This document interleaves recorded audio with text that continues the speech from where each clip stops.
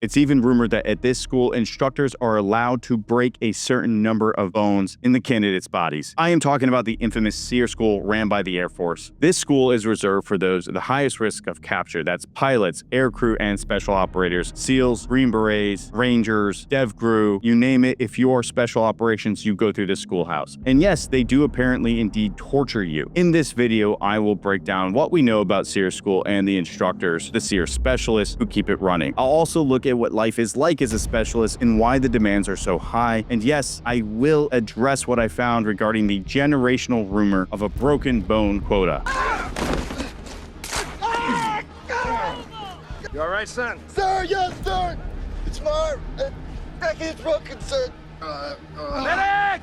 Now, if you've been through SERE or have a story about SERE, please drop it in the comments. So SERE stands for survival, evasion, resistance, and escape. And it's not a walk in the park. The course is built to test every part of you. This isn't camping, it's controlled misery. Days of exhaustion, hunger, and pressure designed to break you down and rebuild you into someone who can survive the worst. The intensity shows up in the numbers. Attrition can hover around 50%. Half of the people who start this school don't finish. The stress, physical, psychological, and mental takes its toll on people. So what pushes students past their breaking point? Well, it comes down to the 4 pillars. First, survival. How to stay alive in the harshest environments on Earth. Building shelters from nothing, starting fires in the rain, finding and purifying water, hunting and fishing when food runs out, treating injuries with improvised first aid, and you're expected to master all of that in multiple conditions: desert, Arctic, jungle, and open ocean. See, these are the guys who you can actually take out of the military, drop in the middle of the woods, and they'll survive. I was a normal Marine, slept in the barracks like an adult. Next, we have evasion, moving without being caught. This covers camouflage, covering your tracks, navigating by stars and terrain instead of GPS. The goal is to move like a ghost through hostile territory, leaving no trace. Third, resistance. This is the most secretive part of SERE, and it's where things get real. Students are taught their rights under the Geneva Conventions, but the core is learning how to resist interrogation. You're put under stress that simulates captivity. You're pushed, pressured, and tested to your limits. How this is done is completely classified, and for good reason. The point isn't the torture, it's building mental armor. And in the real world, you don't get to know what's coming. So they don't want students gaming this portion of the schoolhouse. They want them completely caught off guard and impacted by what's happening to them, learning how to cope. And yes, I did look into it. No, there is and never has been a broken bone quota. If a bone is broken, I assume it's by accident. According to SERE specialists, every touch from a handshake to a hit is completely rehearsed and controlled. Well, that's what they say. And next, you have escape. Techniques for slipping restraints, picking locks, improvising tools, and exploiting weaknesses in captivity. These skills could be the difference between staying a prisoner and getting home alive. Now, let's talk about the people who make this all possible, the instructors behind the scenes. They're called SERE Specialists, and if surviving the course is hard, try teaching it. The pipeline to become a specialist starts after basic military training with a 15-day orientation at Lackland Air Base in Texas. Candidates are evaluated on fitness, leadership potential, time management, and communication skills. Those who pass move on to the SERE Specialist Apprentice course at Fairchild Air Force Base in Washington. This is a 5.5-month program with 17 training phases across multiple terrains: forest, desert, coastlines, tropics, and the open ocean. Candidates learn personnel recovery operations, wilderness first aid, rough land evacuation, and even hand-to-hand combat. Graduates then head to Army Airborne School to earn their parachute qualification, which is required for certification. From there, many pursue advanced training like free fall parachuting, scuba diving, or mountaineering, keeping their skills razor sharp. So what does life look like for you once you become a specialist? The mission on paper is very simple: teach others to survive. On any given day, you're instructing classes, leading exercises, and pushing students through multi-day survival scenarios through Arctic snowfields, jungle humidity, desert heat, and open ocean. If someone could end up there, you'll be training in it. I want you to think back if you served in the military and went to a boot camp. At Paris Island, where I attended, the instructors had to wake up before us. They had to go to bed after us. They had to eat at the same time as us. They also had to run with us, work out with us. So they were constantly going above and beyond. Now imagine you're doing that in a survival school. You are in these harsh environments along with the students, and you need to keep your chin up the entire time. And it's not just about the teaching. Specialists also advise commanders and recovery planners, design survival kits, update doctrine, and even support combat, rescue, or special tactics teams with their expertise. Career development never stops. Specialists are constantly building new skills, staying sharp, and raising the bar. But the demands are steep. It's physically exhausting, mentally draining, and you spend a lot of time outdoors in harsh conditions. On top of that, you have to be a professional instructor who can motivate, mentor, and evaluate under pressure. So why do it? The reward is huge. SERE specialists earn respect across the Air Force and the Special Operations community. Every pilot, SEAL, Green Beret, or Ranger who walks out of survival training owes something to the instructors who push them through. Specialists know that what they teach may one day be the difference between life and death. And that's the reality of the job. You're building the confidence and resilience of thousands of others. It's demanding, it's unique, and it's a career that saves lives. If you're enjoying this content, please consider a like and subscribe.